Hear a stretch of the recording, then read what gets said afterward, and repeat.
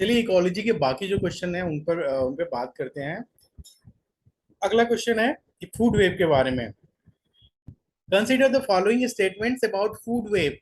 First, one organism hold more than one position. Second, the flow of energy is very difficult to calculate. Third, instead of a straight line, it is a series of branching lines. And fourth, competition is amongst the members of same and different trophic levels. तो इसमें से correct statement चुनने हैं। इसका हिंदी में पढ़ देता हूं आप सबके लिए। खाद्य श्रृंखला या फूड वेव के बारे में निम्नलिखित कथनों पर विचार करिए। एक जीव जो है एक से अधिक पोषण स्तरों पर रह सकता है। आपने पढ़ा है ना, एक जीव एक से अधिक पोषण स्तर पर रह सकता है। ये बात सही है, एकदम सही है। कोई जीव जो है, अगर मान लीजिए अगर मैं एपेक्स प्रीडेटर की बात करूं, लायन की बात करूं, तो कभी उसका अगर उसको गिलहरी मिली तो गिलहरी खाएगा, अगर उसको रैबिट मिला तो रैबिट खाएगा, उसको अगर बारहसिंगा मिला तो बारहसिंगा का शिकार करेगा। यानी कि उसके ट्रॉपिक लेवल्स, उसके पोषण स्तर बदलेंगे। और तो ये कथन एक सही है। ऊर्जा के प्रवाह की गणना करना बहुत कठिन है। ये इस बात ये थोड़ा सा फिलोसफिकल है। इसलिए है फिलोसफिकल कि ऊर्जा के प्रवाह की गणना लिंडमैन साहब तो 10% रिडक्शन करवा के कर देते हैं, लेकिन एग्जैक्ट ऊर्जा के प्रवाह की गणना करना सही में कठिन है, बहुत कठिन है। और तीसरा है, सीधी रेखाओं के बजाय ये शाखाओं वाली रेखाओं की एक श्रृंखला है। ये एकदम सही है। जो फूड वेव है, आपने देखा कि ये शाखाओं वाली रेखाओं की एक श्रृंखला है। और चौथा है, प्रतियोगिता समान और विभिन्न पोषण स्तरों के सदस्यों के बीच होती है। विभिन्न पोषण स्तरों के सदस्यों के बीच होती है। प्रतियोगिता ही तो होती है ना, सर्वाइवल ऑफ द फिटेस्ट। यही तो इस इकोलॉजी का नियम है, ये सृष्टि का नियम है। तो चौथा भी सही है। 1 2 3 4 ये चारों कथन सही है। इसका उत्तर हुआ फोर्थ। आगे बढ़ते हैं।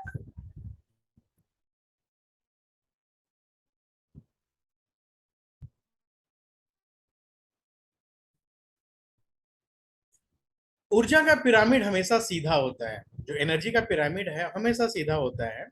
ये दिखाता है कि उत्पादकों की ऊर्जा रूपांतरण दक्षता सबसे कम होती है। उत्पादकों की ऊर्जा रूपांतरण दक्षता सबसे कम होती है। क्या ऐसा पॉसिबल है? बिल्कुल नहीं। जो उत्पादक होते हैं, जो जो पेड़ पौधे होते हैं, पादप होते हैं, उनकी ऊर्जा रूपांतरण दक्षता सबसे अधिक होती है, सबसे इफिशिएंट माने जाते हैं। तो अपने आप ये सही हो गया। ये गलत हो गया, सबसे कम होती है ना, तो ये गलत हो गया।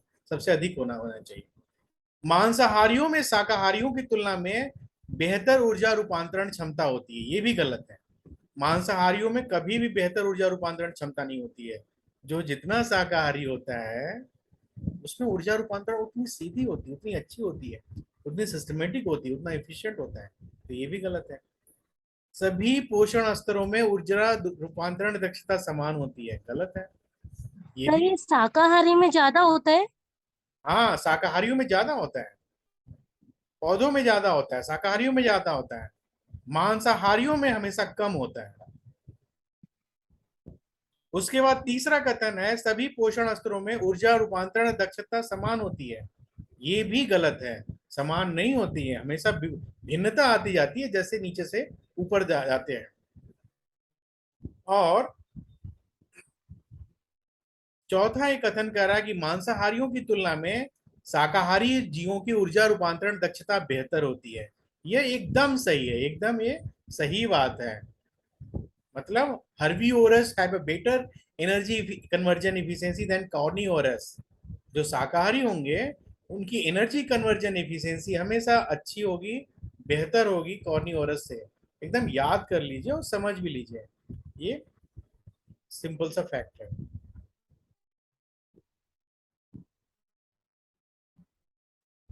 आइए हम कथन और कारण वाले सवाल सॉल्व करते हैं। जो कथन और कारण वाले सवाल हैं उनके बारे में ये पहले जान लीजिए कि अगर कथन और कारण दोनों सही हैं और कारण कथन की सही व्याख्या करता है तो इसका ऑप्शन होगा ए। जब कथन कारण दोनों सही हैं लेकिन कारण कथन की सही व्याख्या नहीं करेगा, तो उसका ऑप्शन होगा बी। जब कथन सही है और कारण असत्य है, उसका ऑप्शन होगा सी। और डी, जब कथन असत्य है लेकिन कारण सत्य है, तो इसका ऑप्शन होगा डी। इस ध्यान में आपको आगे वाले क्वेश्चन सॉल्व करने हैं। तो इस आधार पर जो अगला क्वेश्चन है वो कह रहा है, पोषक चक्र का अर्थ है पौधे के शरीर के भीतर ग्लूकोज या आरक्षित खाद्य सामग्री का चक्रण। जो आरक्षित का मतलब ये रिजर्व फूड मटेरियल है उसकी बात कर रहा है, और ग्लूकोज का चक्रण। ये कथन अपने आप गलत हो गया। जो पोषक चक्र है उसमें चक्रण किसका होता है? न्यूट्रिएंट्स का होता है। न्यूट्रिएंट्स का होता है, कार्बन, नाइट्रोजन, फास्फोरस, सल्फर, जल चक्र। तो ये सब अपने आप कथन गलत हो गया। भोजन का नहीं होता है, न्यूट्रिएंट्स का होता है। और कारण क्या है? जीवित और निर्जीव घटकों के बीच बायोजेनेटिक पोषक तत्वों के स्थानांतरण को जैव भू रासायनिक चक्र कहा जाता है। ये डिफिनीशन सही है। क्यों सही है? कि जो बायोटिक कंपोनेंट्स हैं उनको जिनमें जीवन है, और ये बायोटिक कंपोनेंट जिनमें जीवन नहीं है, उन सब के बीच क्या होता है? इन पोषक तत्वों की साइकिल चलती रहती है, चक्रण चलता रहता है। कारण सही है, कथन गलत है। इसलिए यहां पर हुआ ऑप्शन डी। आइए आगे बढ़ते हैं। ये भी बड़ा ट्रिकी क्वेश्चन है। ट्रिकी क्वेश्चन उन बच्चों के लिए है जो आंख मूंद के क्वेश्चन सॉल्व करते हैं। और मेरी क्लास में आंख मूंद कर क्वेश्चन सॉल्व करने वाले बच्चे हैं क्लास में, उनको पूरे ध्यान से इस पर ध्यान देना है। ये क्वेश्चन देखिए, पौधे, कथन क्या कह रहा है? पौधे और जानवर वायुमंडलीय नाइट्रोजन का उपयोग कर सकते हैं, और कारण है वातावरण नाइट्रोजन का एक समृद्ध सोर्स है। तो आपको सभी को पता है कि हमारे वायुमंडल में लगभग 79% नाइट्रोजन होती है।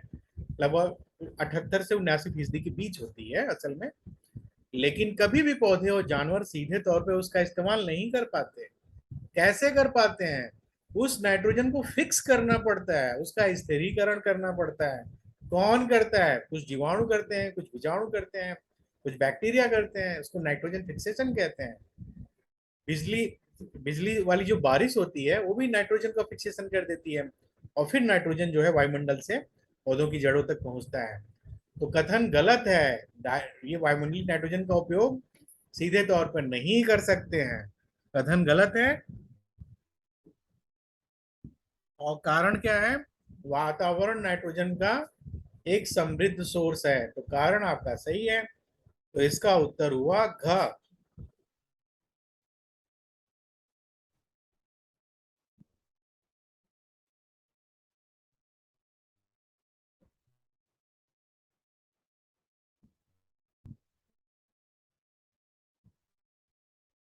अगला क्वेश्चन है, महासागर कार्बन डाइऑक्साइड के लिए वैश्विक सिंक के सर रूप। ये नाइट्रेट के फॉर्म में कंज्यूम करते हैं ना?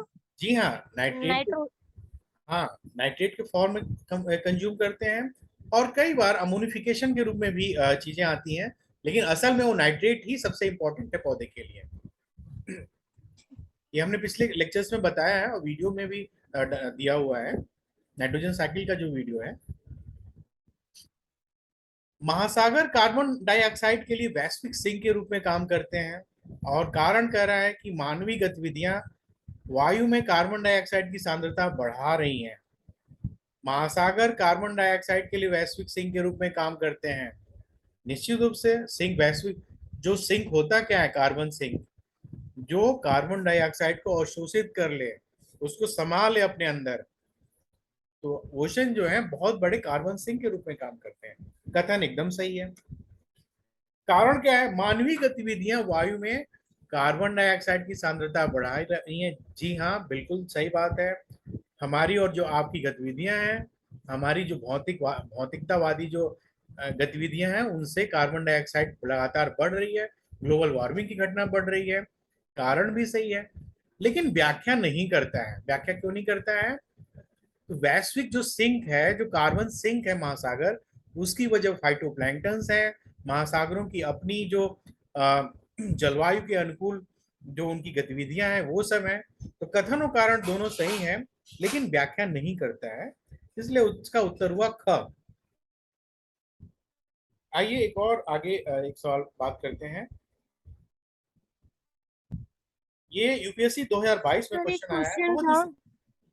जी बताइए। सर इसमें ना जैसे ऊपर इसमें दोनों है ना, मतलब कथन खा जो है वो सही है, लेकिन इसमें ये तो दे नहीं रखा है कि कथन का सत्य है या सत्य है, ऐसे करके क्वेश्चन में। ये क्वेश्चन के ऊपर मैंने आपको बता दिया है ना, ये मैंने आपको यही बता दिया है कि निम्नलिखित कथन और कारण पर विचार करिए और सही विकल्प का चुनाव करिए। ये पहले इंस्ट्रक्शन दिया सही क्या हुआ है, करना है? उसी इंस्ट्रक्शन अच्छा, के सही तहत। क्या करना है? हाँ, ठीक है, इन्हीं ठीक है। इंस्ट्रक्शन को फॉलो करते हुए जब आपके परीक्षा में कथन और कारण वाले क्वेश्चन आते हैं, 5-6 क्वेश्चन एक साथ होते हम्म, हैं, तो ऊपर ही दे देता है कि इन इंस्ट्रक्शन के तहत बाकी क्वेश्चन को सॉल्व करिए। तो यहाँ आपका इंस्ट्रक्शन दिया हुआ है, इसी इंस्ट्रक्शन के तहत नीचे वाले क्वेश्चन है। ठीक निम्नलिखित में से कौन से पौधे नाइट्रोजन का स्थिरीकरण करते हैं, फिक्सेशन करते हैं, मतलब नाइट्रोजन फिक्स के अपनी जड़ों तक पहुंचाते हैं? ये यूपीएससी 2022 में आया है। पहला ऑप्शन है अल्फा अल्फा, चौलाई, चना, तिपतिया घास, परसलेन यानी कि कुल्फा, और पालक। ये 6 तरह की पादप प्रजातियां हैं, पेड़ पौधे हैं, वनस्पतियां हैं। इनमें से कौन जो है नाइट्रोजन का स्थिरीकरण करता है, मतलब नाइट्रोजन को फिक्स करके जड़ों तक लाता है? तो आपको पता है जितनी दाल वाली फसलें हैं वो सब नाइट्रोजन का स्थिरीकरण करती हैं। दाल वाली फसलें इसमें इसमें कौन कौन सी हैं? एक तो आपका चना है, चौथा जो है इसमें चना दाल वाली फसलें हैं, फसल है। उसके अलावा अल्फा अल्फा और तिपतिया घास, जिसको क्लोवर कहते हैं, ये भी नाइट्रोजन का फिक्सेशन करता है। अल्फा अल्फा, चना, जो चना हम खाते हैं, काला चना या सफेद चना, दोनों, चिकपी, और तिपतिया घास, ये तीनों जो पौधे हैं नाइट्रोजन का स्थिरीकरण करने में सक्षम है। इसलिए इसका आंसर हुआ 1 2 3 4, यानी कि क। एक और बड़ा इंटरेस्टिंग सा क्वेश्चन है जो यूपीएससी 2022 में आया है, इसको ध्यान से पढ़िएगा, और इस क्वेश्चन को घुमा फिरा के बाकी एग्जाम्स में भी आने की पूरी संभावना है। निम्नलिखित में से किस किस एक जीव की कुछ प्रजातियां फंजाई पैदा करने में विख्यात हैं? फंजाई पैदा करती हैं, चींटी, तिलचट्टा, केकड़ा और मकड़ी। इस सवाल को वही सॉल्व कर पाएगा जो इसको गहराई से पढ़ा होगा। हाल के दिनों में ये हुआ है कि अमेरिका के जो सब कॉन्टिनेंट्स है और वेस्ट इंडीज, वहां पे फंजाई उगाने वाली चींटियों की कम से कम 200 प्रजातियां पाई गई हैं। और यहाँ पे क्या होता है, ये चित्र के दाहिनी तरफ वाले हिस्से में आप देखिए, ये चींटी है और यहाँ पे व्हाइट कलर की फंजाई है, दोनों मिलकर रह रही हैं। इनको म्यूचुअलिज्म यानी कि सहजीवन कहते हैं। चींटियां कवक का उत्पादन करती हैं। तो क्या करती हैं चींटियां, कवक को खाती हैं, और कवक को सरवाइव करने के लिए आवास चाहिए, हैबिटेट चाहिए, घर चाहिए, वो चींटियां प्रदान करती हैं।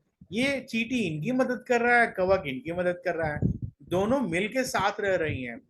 और इस तरह पूरी दुनिया में तकरीबन इन चींटियों की 200 प्रजातियां पाई गई हैं, 200 प्रजातियां।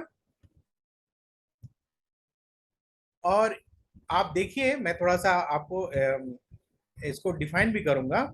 आप इस चित्र को देखिए, दाहिनी तरफ, ये जो चित्र है दाहिनी तरफ का, ये जो है चींटियां और कवक साथ में मिलकर रह रही हैं। चींटियां क्या कर रही हैं, कवक को आवास प्रदान कर रही हैं, और कवक यानी कि फंजाई इनको क्या प्रदान कर रहा है, भोजन प्रदान कर रहा है। और असल में ये होता क्या है, ये एरिल एल्डिहाइड और एरिल अल्कोहल, ये सब सारी चीजें मिलकर कवक का उत्पादन कर रही हैं। तो इनमें जो यौगिक हैं, कार्बनिक यौगिक, वो भी आपको याद रखने हैं कि कौन से कार्बनिक यौगिकों की मदद से ये कवक पैदा हो रहे हैं। वो है एरिल एल्डिहाइड और एरिल अल्कोहल। इस क्वेश्चन के साथ ये भी याद रखिए आप।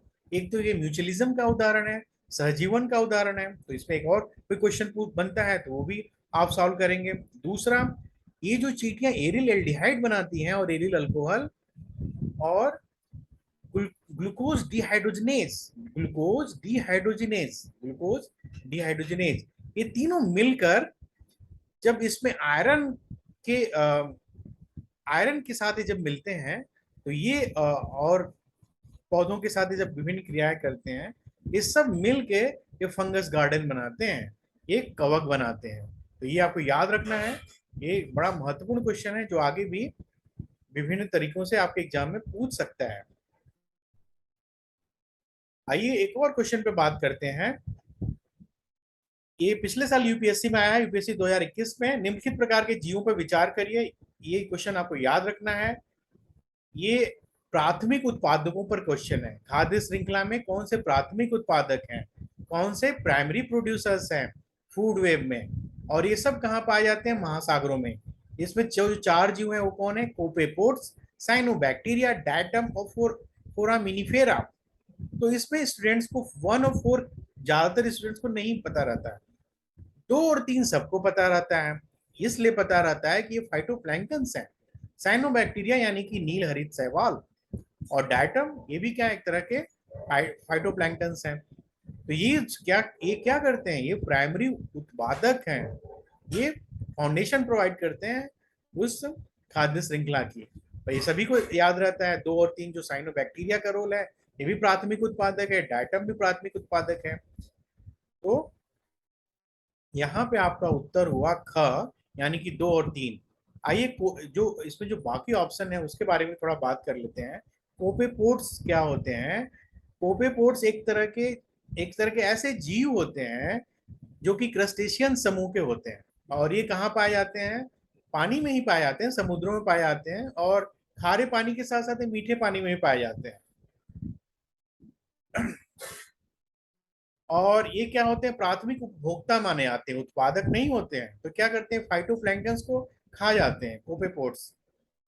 और साइनोबैक्टीरिया नील हरित शैवाल, जिनके बारे में अभी मैंने आपको बताया, ये सूरज की रोशनी का इस्तेमाल करके अपना भोजन खुद बनाते हैं।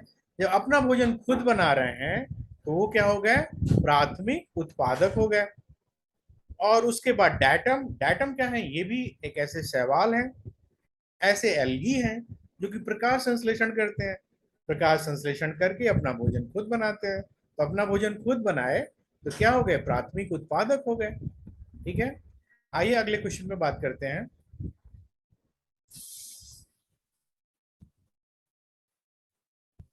एक और बड़ा इंटरेस्टिंग सा क्वेश्चन है जो पिछले साल यूपीएससी में आया है। इन जीवों पर, छोटे छोटे वाले जीवों पर बहुत सारे क्वेश्चन बनते हैं, हर साल 1-2 क्वेश्चन रहते हैं। निम्नलिखित जीवों पर विचार करिए। पहला, कांटेदार जंगली चूहा, मरमोट, गिलहरी, पैंगोलिन। ये इनमें से कौन सा जीव शिकारियों द्वारा पकड़े जाने की संभावना को कम करने के लिए अपने शरीर को सिकोड़ कर कमजोर जीवों की सुरक्षा करता है? तो आप बताइए, ये चित्र देखिए और बताइए कौन शिकारियों से बचने के लिए अपने शरीर को सिकोड़ लेता है? चूहा, जो एक कांटेदार चूहा है जिसको हेजहॉग बोलते हैं, इसको अंग्रेजी में हेजहॉग बोलते हैं, ये तो सिकोड़ ही नहीं। ये, और दूसरा क्या है? ये मरमोट गिलहरी है। और फिर क्या है?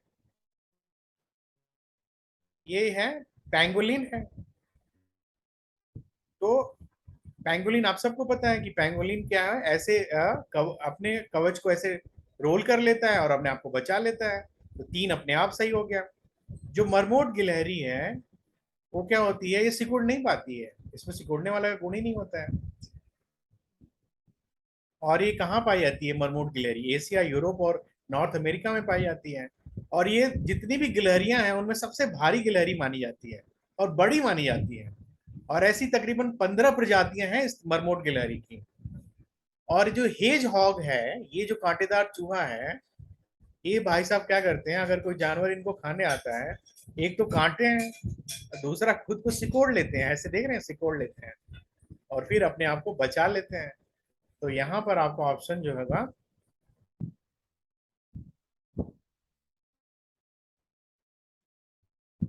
ऑप्शन घ, 1 और 3, ये सही हुआ। विच, अगला क्वेश्चन है, ये भी यूपीएससी 2021 में आया है। Which of the following are detritivores? Detritivores, earthworm, jellyfish, millipede, sea horse, woodlice. निम्नलिखित में से कौन सा डेट्रीओरस है? डेट्रीओरस क्या है? जो सड़े हुए पौधों या कोई मृत जानवर है उनसे अपना भोजन हासिल करते हैं। तो यहाँ पे जो सी हॉर्स है, समुद्री घोड़ा है, वो तो डेट्रीवोरस है नहीं, वो क्या है, मांसाहारी जानवर है। तो चार अपने आप गलत हो गया। सी हॉर्स, सी हॉर्स क्या है, डेट्रीवोरस नहीं है, वो एक मांसाहारी जानवर है। तो आप देखिए क में भी चार है, या ख में भी और घ में भी, तो अपने आप ये तीन अपने आप गलत हो गए। हमें ग मिल गया, ग का मतलब जो केचुआ है, ये भी एक तरह का डेट्रीओरस है। जेलीफिश डेट्रीओरस है। मिलीपीड्स ये भी डेट्रीओरस है।